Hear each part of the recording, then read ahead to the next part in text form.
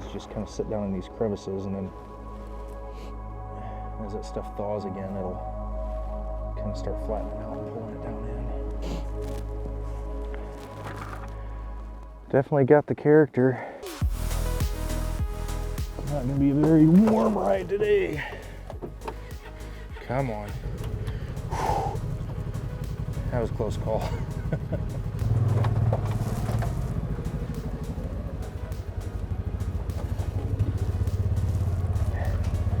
Well, we're back out on the farm. First time in really since deer season I've been out here. Just noticing a few flakes starting to fall. So trying to get some frost seeding done. Might be wondering why we're spreading seed with snow on the ground.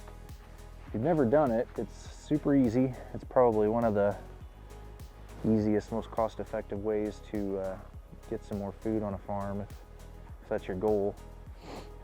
Biggest thing is when you're frost seeding, well, probably the most important is timing, but the ground preparation. So a couple spots we're going to be hitting quick today. They were in the fall plot last year for the first time. So we had a mix of winter wheat, winter rye, and then we had put clover in there, but it was a dry year last year, so really the winter rye and stuff that we put in the fall is about the only thing that came up. But what that did for us is kept the weed competition down, and so now, being that it's before spring here, we can go in and get good seed to soil contact when we spread our clover seed, so we don't have all that weed and thatch and heavy grass to compete with. So when you're frost seeding, I said timing, you want to try and get out and do that this time of year before spring while you still have some freeze and thaw cycles. That freezing action basically every night right now this time of year, it's early March in Iowa. The freezing, you get the moisture in that top layer of soil, and when water freezes it expands, and so the top layer kind of crust of soil will overnight it'll freeze or frost, and then it'll expand, kind of creates little crevices and nooks and crannies for your seed to fall into. And then when it warms up during the day, that kind of comes back down, smooths out a little bit, and it kind of opens and closes every day, every other day, depending on when it's freezing and whatnot. But that'll kind of work to pull that seed into that top layer of soil. And for clover, that's really all you need. I mean, 1/4 inch of earth covering the seed is kind of optimal. So we're going to go in, really just top dress these. You might notice they're a little bit green already. Some of that is the clover that we planted last year, and then there's probably some small weeds. So go in and we'll hit these pretty heavy, hopefully get some good clover to germinate, and then we'll probably have to come back early spring, I would imagine, and spray those to kill out with some grass select herbicide to kill out the grasses. But pretty excited about all these spots. We did hunt a couple of them last year, and actually the buck that I shot last fall was on a different little plot that we're going into. So maybe when we get over there, I'll kind of walk through that scenario, how it sets up, and talk about why we like these different fields, different little food plots for hunting, why we like each of these spots as we're going around and spreading the seed.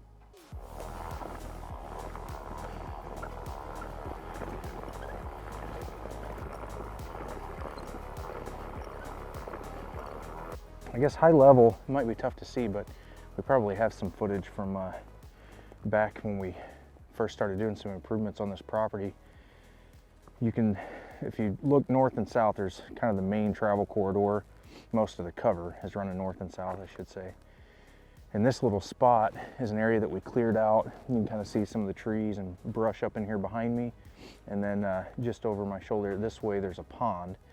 So you've got lots of cover, kind of a natural travel corridor, tons of cover to the north, lots of food in terms of crops to the south, and then we got this water source right here. So just all kinds of good things going on for this area in terms of where deer want to be. And so we cleared out this spot for a food plot for those reasons, because there was really nothing to pinch them down. So we do have a ditch and we've got the pond, but from an archery setup standpoint, it wasn't very easy to like narrow in on exactly where they were going to travel. They could be 100 yards in either direction. So this, if you look down this plot, you can see it's just a real narrow, skinny strip, and then it kind of hooks down. And what we actually did was we took an old fence line that was actually in pretty good condition, We don't need it. It's an internal fence. So we opened that up. So we gave them kind of a reason to come to this area and then a natural spot to go out that fence so they don't have to jump it. Now they still will and they can, just about anywhere down that fence line jump that, but it gives them an easy route, just a least path of resistance to follow. So we took advantage of that travel route, kind of enhanced it with this food plot, and then obviously have a stand set up there that works pretty well on any westerly type wind. So we'll take a look at that in a minute just to kind of show you where it is, but super close quarters, but that's what you want for archery hunting, make it a chip shot. So really like the spot. Unfortunately didn't get to hunt it at all last year, but we had a ton of trail camera pictures of deer just right up and down this this food plot here, over and over all day long, even during daylight hours quite a bit. So pretty nice setup, works pretty well. So like down in here and kind of all in around in here, those seeds just kind of sit down in these crevices, and then as that stuff thaws again, it'll kind of start flattening out and pulling it down in.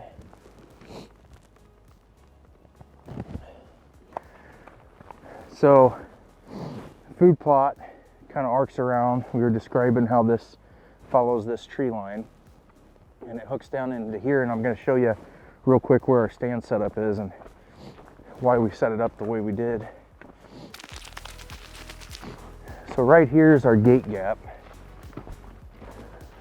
There's a fence that kind of bisects the farm in half, and it used to be an old pasture farm, and the reason we took this out is obviously to give the deer an easy access route. And I don't know if you can see it on the video there, but there's a just beat down trail coming through here, heading right out to that clover that we just looked at and just frost seeded. Hopefully it'll be clover this spring. And so anyhow, deer are traveling right through here, and then just back up over here, that's where we have the stand set up. It's maybe 15 yards max. If they get kind of right in the wheelhouse, they're probably at 10 yards, which is almost a little bit too uncomfortable for me. I don't like them actually being that close, but that was the best tree, and in terms of cover, it made the most sense for putting the stand right there. And then just over here, kind of in behind, maybe at a 25-yard kind of range, we got a licking branch here, and they hit it a little bit, not as much as I thought they would being in this bottom, but there's a lot of other edge kind of around. These usually do better if they're out in the middle of a wide open field, but as you can probably see, there's a lot of cover around it. So if we can get a brush hog in here and clean this little area up a little better, I think they'll hit this more. An idea here is that, you know, if they come in, they get you handcuffed or get you in a spot where you can't move, because they are so close, hopefully they'll come in, hesitate right here, or vice versa. If they're coming from the north to the south, they'll hit this and get that broadside angle. One small detail, I always try to put it in the direction so that the deer is facing it, they're facing away from me, so that it sets up perfectly for a quarter and away shot. So just one little nuance tip there, I guess, as you're setting up licking branches. But like I said, this is probably one of my most favorite spots of this farm. Sets up the best. We got great access, which is always really important. I can park at the road, walk in with any kind of westerly wind, get into that stand, and shouldn't have to walk through much in the mornings. I shouldn't have to walk through much food or any spots where they'd be. And then in the evenings I can, you know, do the same. The bedding's kind of all up in this area. So access is really good. Food plot's in a perfect spot, but not so close to the stand that I'm gonna have deer right under me. And then it's on that natural travel route. So those are things I look for when I'm trying to figure out where to put a food plot, is just capitalize on a spot that they already want to use and just entice them to kind of concentrate in one little area a little more.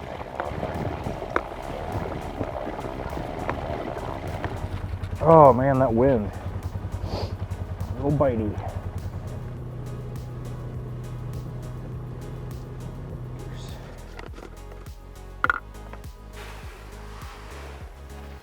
So this is a plot that, if you look, you can kind of tell there's already some clover coming up.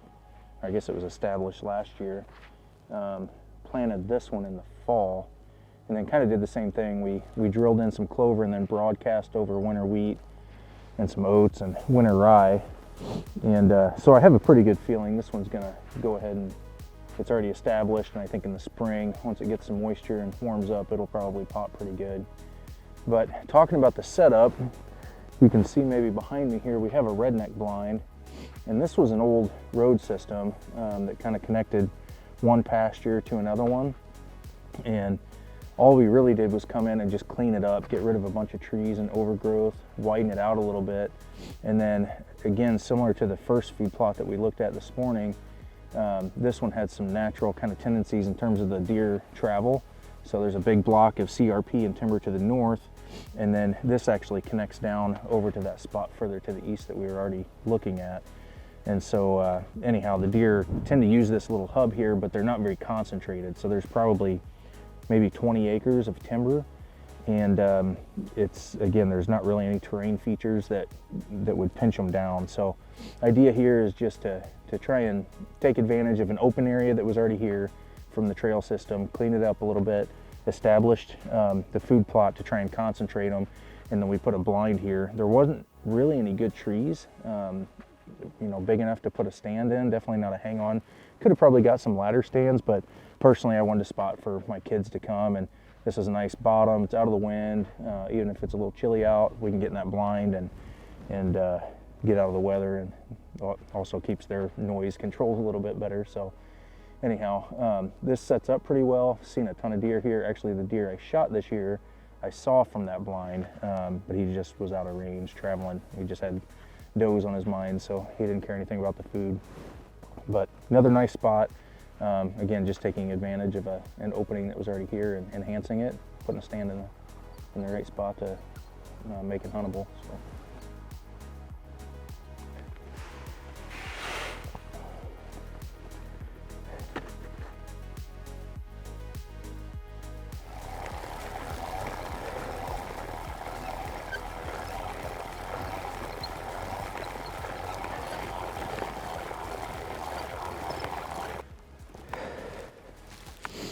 So this, Colin, this is where the deer died last year. How did that stand? And he was working down that fence line, and then he kind of turned and came into this food plot. And if he had walked another 10 to 15 yards this way, I think he would have got my wind. What kind of wind was it? It was south, northwest. It was kind of blowing across here.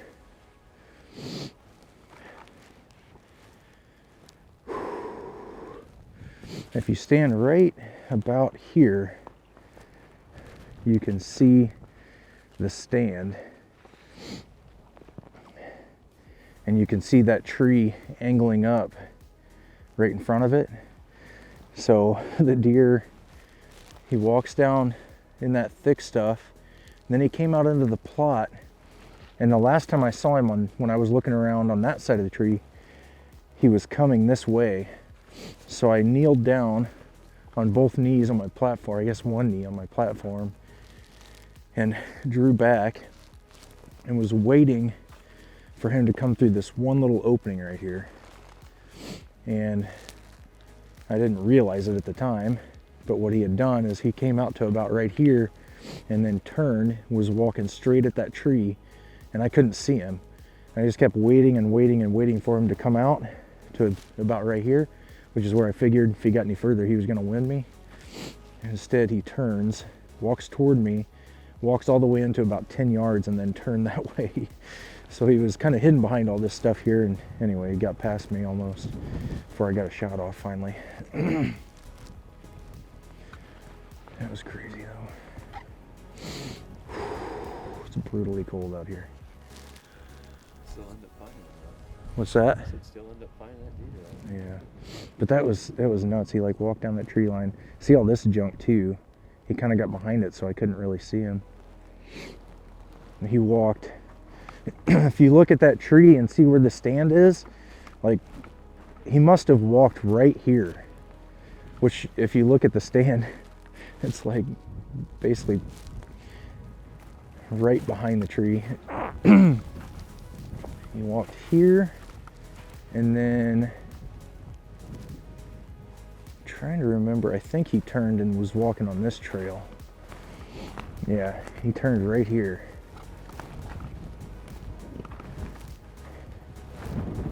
And end up shooting him like right in here. Oh, goodness.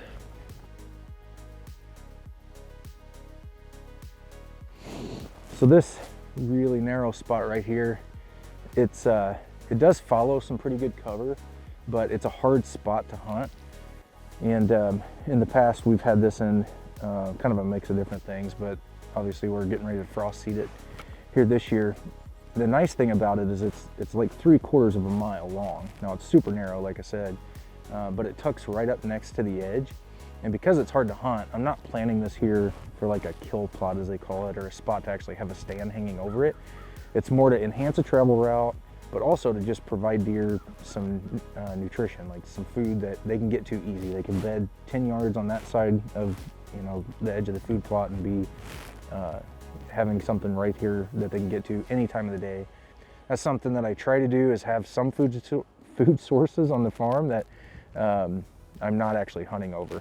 Now, if you notice, there is a redneck blind there. So if they happen to get on this trail and walk my way, so be it, but I'm not hunting directly over it, and they're not pressured for most of the distance of this trail.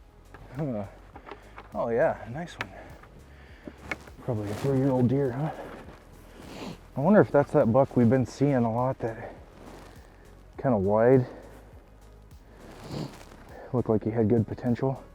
Remember, I think you might have saw him up here in this cornfield last fall. Definitely got the character, got potential. He might look pretty impressive this year if he makes a jump. Good brow. Doesn't have great tine length, but lots of points. There's tons of deer. I don't understand it. They love this. I think they follow this edge down and then see the trail going across right there.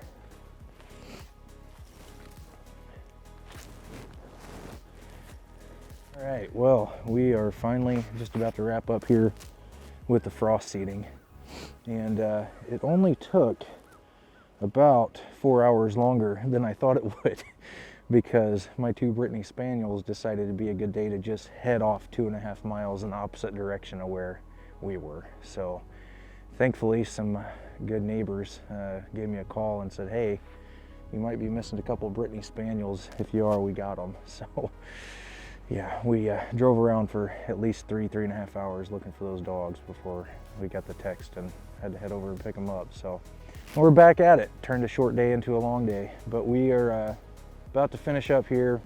And the reason this spot's so good, and the reason I have a food plot here, is just like some of the other spots. It is a natural travel route. It's pinched way down already.